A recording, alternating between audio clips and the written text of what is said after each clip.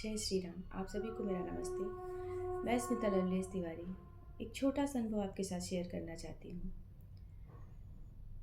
ज़िंदगी में हमको जो प्राप्त हुआ है उसी को पर्याप्त समझना चाहिए, क्योंकि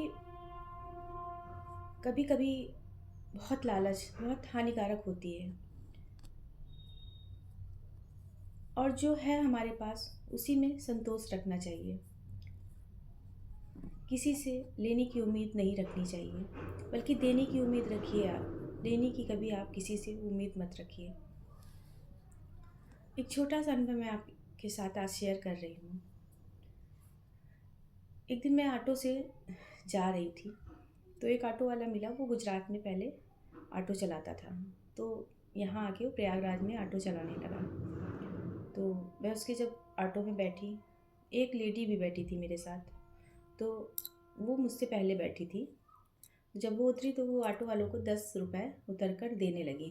तो वो ऑटो वाला हंसने लगता है, कहता है, मैडम 10 रुपये नहीं हुआ, आप इतनी दूर से बैठी थी, आपका इतना किराया बनता है। तो वो लेडी तब भी 10 रुपये दे के पकड़ा के चल देती है, कहती है इतना ही किराया लगता है, मैं डेली आती जाती हूँ। तो वो जो ऑटो वाला है वो हंसने लगता है। वो मुझसे बोलता है कि मैडम देख रही हैं, इससे अच्छा तो मैं गुजरात में ही ऑटो चलाता, मैं यहाँ आके आफत अपने लिए पाल लिया हूँ। तो मैंने कहा क्या हुआ भैया? तो कहते हैं कि वहाँ मीटर दिखा दो, तो लोग किराया दे देते थे। यहाँ मैंने उनको बताया भी कितना किराया लगेगा, तब भी वो बैठ गई और 10 रुपये पकड़ा के आज चल दी। तो मैंने उनसे पूछा कि आप वहाँ से क्यों चले आए? कहीं कि हमारी फैमिली यहाँ है, कुछ कारणवश मैं यहाँ आ गया हूँ, तो अब मैं यहीं ऑटो चलाऊँगा। मैंने उस जगह पे ये सीखा कि सच में हम एक ऑटो वालों को 10 रुपया नहीं दे सकते हैं ज़्यादा। कभी कभी हम देखते हैं मार्केट में कि लोग सब्जी लेने बहुत सी औरतें जाती हैं और सब्जी का भाव पूछती हैं। आलू कै रुपये किलो है, टमाटर कै रुपये किलो है, प्याज कै रुपये किलो है। अगर वो 1 रुपया 2 रुपया बढ़ा के भी बताते हैं तो औरतें क्वेश्चन मार्क लगा देती हैं कि अरे वो वाला तो इतने में दे रहा था, इतने में नहीं है, इतने में है। लेकिन कभी कभी सब्जी वाले जो होते हैं वो कम करके भी दे देते हैं। क्या 1 रुपया 2 रुपये से अगर वो बढ़ा के भी बता रहे हैं, क्या उस पैसे से वो महल खड़ा कर लेंगे? जी नहीं, क्योंकि हम अपना पैसा ज़्यादा बड़े ज्वेलर्स को दे के चले आएंगे, बड़ी साड़ी की दुकान में दे के चले आएंगे और पिज़्ज़ा बर्गर खा के हम वहाँ हम दे के चले आएंगे। लेकिन हम छोटे जो होते हैं बिजनेसमैन, जैसे सब्जी वाला हो गया, ऑटो वाले हो गए, उनको हम 10 रुपया एक्स्ट्रा दे के नहीं आते हैं।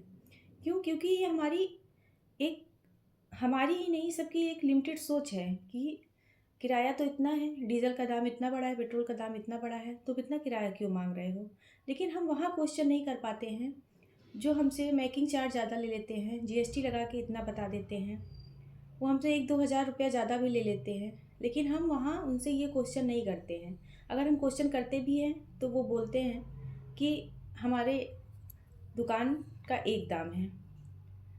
साड़ी की दुकान में जाते हैं तो उसमें जो रेट साड़ी का लिखा होता है उसी रेट में हम साड़ी लेके चले आते हैं। हम कभी क्वेश्चन नहीं करते हैं।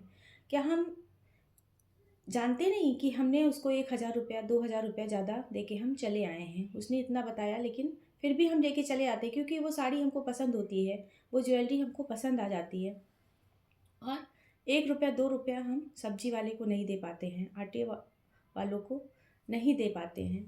अगर हम 10 रुपया उसको बढ़ा के भी दे देते हैं तो उसका मेहनत का पैसा है, क्योंकि सब्जी वो कहाँ से तोड़ के लाते हैं, फिर मार्केट में सारा दिन वो बैठ के बेचते हैं। ऑटो वाला फिर दिन भर मेहनत करता है, उसके मेहनत के पैसे हैं। और जो बड़े बड़े ज्वेलर्स होते हैं, बड़ी बड़ी दुकानों के पैसे, वो हमारे पैसों से ही तो देते हैं।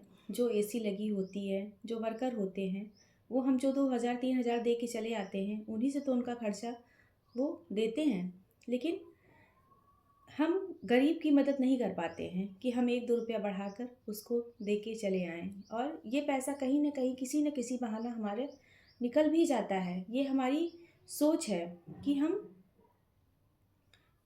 ये सोच रखते हैं कि वो ऑटो वाला अगर मेहनत करके अगर वो किराया हमको 20 रुपये बता रहा है, तो हमारा फ़र्ज़ है हम 20 रुपया ही उसको दे के उतरें।